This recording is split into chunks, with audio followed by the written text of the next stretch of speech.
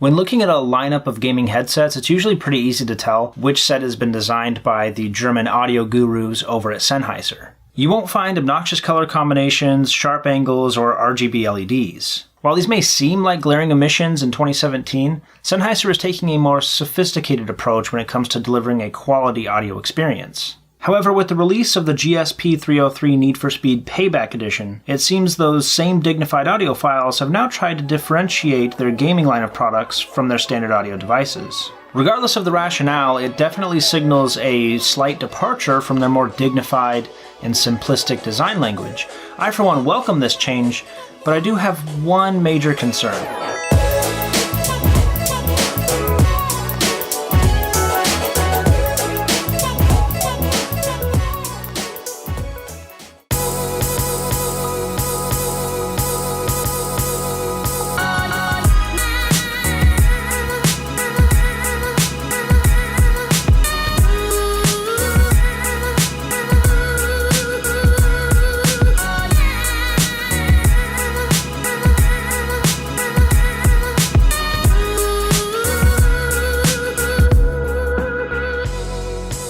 The GSP 303 Need for Speed Payback Edition was a headset designed by Sennheiser in collaboration with Go Studios to commemorate the newest addition to the Need for Speed franchise. The Sennheiser 300 series of gaming headsets has been a long-standing popular choice amongst gamers looking for a headset around the $100 price point. And this headset is no different. It shares basically all of the specs with its siblings in the other 300 series of headsets. It has 50mm drivers, 19 ohms of impedance, and the same general design.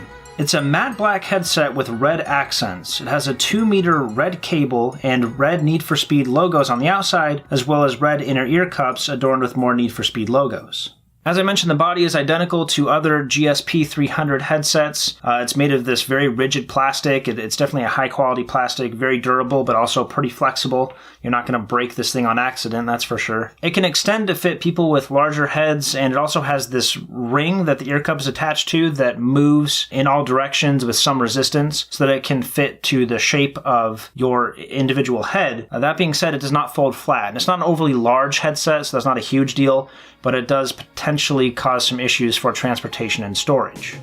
One of my favorite parts about the headset are these large over-the-ear ear cups that are covered in leather. It's a very nice, soft headset. It's been a while since I've had a Sennheiser headset in the studio, and I've kind of forgotten how comfortable these are. Sennheiser makes the most comfortable headsets I've ever tried on this channel. So if you're someone who's going to be gaming for hours at a time, I would look to Sennheiser first for comfort, if comfort's a priority, because they definitely do it right.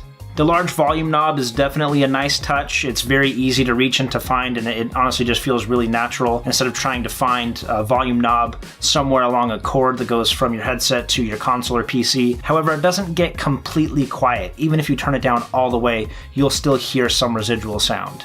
And how is that sound? How well does this headset perform? Despite the jargon on the product page to lead you to believe otherwise, the headset sounds identical to other GSP 300 headsets. Sennheiser has a notoriously even sound signature, and the 303 Payback Edition is no exception. Consumers that want bass that will rattle your brain may want to look elsewhere. On the other hand, those that use a headset for more than just gaming will appreciate the more balanced sound. The microphone is the same microphone that they use on basically all of their headsets. It's a noise-canceling microphone that has a flexible center portion so that it can be easily moved. It doesn't hold its place, but it's flexible, so if it gets caught on something, it's not going to snap. There's still a fair amount of white noise going on in the background. Even without that, this is definitely the weakest part of the experience. I've really enjoyed the headset overall up until this point. And in that regard, I mean, you can hear me perfectly fine. You can understand me, I'm sure. So it's not all that important that the microphone have crystal clear quality, but on a $99 headset, you would kind of expect it to sound a little bit better than this. And this headset is marketed as being compatible across many different platforms, so PC, PlayStation, Xbox, and that's because it ends in a split microphone and headphone 3.5mm jacks. By default, it's designed to work with PC. You can plug the pink one into the mic and the green one into the headphones. However, it also comes with an adapter so that you can attach those into a single output, and that can plug into your PlayStation or Xbox controller. And I also really appreciate that you don't need any additional drivers or software to run the headset. You literally just plug it in and start using it. So this is a great option if you're going to be using an external DAC. Sennheiser also sells external DACs. They're a little bit pricey, especially for what you're getting, but if you like the fit and finish of Sennheiser products and the overall ease of use, then they are potentially an option. I did a review of one of those, and you can check that out up in the cards. So here is my major concern. As far as I'm aware, and correct me if I'm wrong, I believe this is the first game-specific special edition headset that Sennheiser has ever made. Now they're a audio company first and foremost. They're not like Turtle Beach, where Turtle Beach makes only gaming peripherals. Sennheiser makes all kinds of audio devices, gaming and otherwise, okay? So this is kind of a big deal that they went out of their way to pick a specific game to make a special edition of, especially one of their most popular headsets. This is my problem. Need for Speed Payback was a poor choice. Along with the headset, Sennheiser also sent me a game code to play the game along with the headset. And of course, I use the headset in many other games besides Need for Speed. But in playing Need for Speed, and if you look at just a handful of reviews online, you'll see that it's not very well received, and for several reasons. The story is dull, the controls are fundamentally flawed, the game dynamics are extremely misguided, and there's really too much to cover in just this video, so I'll do a separate video just on the game itself. But it's a shame because this really is a very good headset.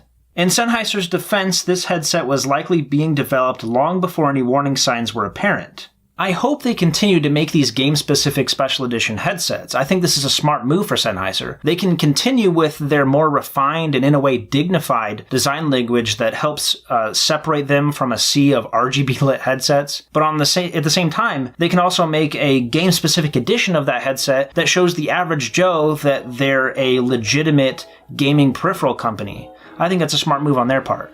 But if you guys appreciated this video, then don't forget to give it a like and also subscribe so you can see our future content down the road. And if you want to see other headset reviews, I've done a lot of Sennheiser products this year, so check those videos out here. And also don't forget to join in on the giveaways that I run every month. There's a really cool one coming up in December, so make sure that you're watching and you're ready to enter that giveaway when the time comes. Well, thank you guys so much for watching, and I will catch you guys in the next one.